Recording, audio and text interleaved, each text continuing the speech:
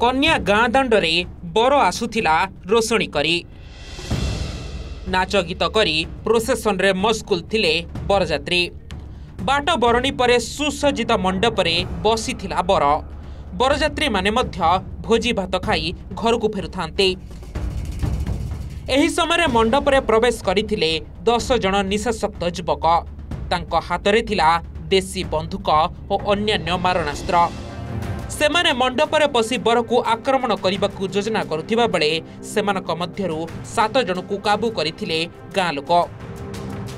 एपरि एक घटना घटिछि बलांगीर जिला देउंगा थाना बाबेजुरी गाँ रे। बरात सरला प्रोसेसन सरला भोजी भाती खाइबार चली दिला भोजी खाइकर भी किछि लोग पले आइथिले न गुटे गाड़ी रो लोग थिले खाली अरे माने 8-10 जन आसले अरे आमे भी बरात आइछु बोली करे कहले से माने से गां बालेवर सा जोड़ा झांटी कोले तापर हमर याडर पिला कोल हम देखलु जे हमर पिला भी नाइ से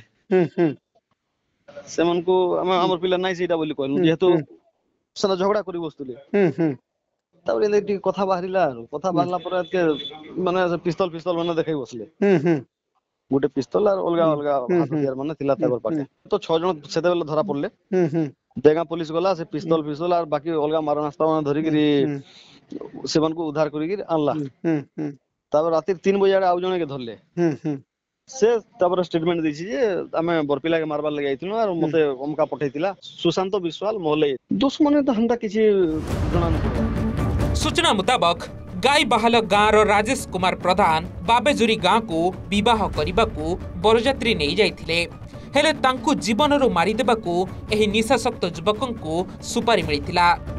सेमाने तांकु आक्रमण करबाकू योजना करुथिले हेले भाग्यकू सेमानक मध्यरु 7 जन को काबू करथिले गाँ लोके और देवगाँ पुलिस को जिम्मा देथिले। तेबे अटक युवक माने भीम डुंगुरी एवं कुकुर खाई गाँव होइतिबा जणा पड़िछि। एने बर परिवार तरफरु थाना रे एक लिखित एतला मध्य दिया जाइछि।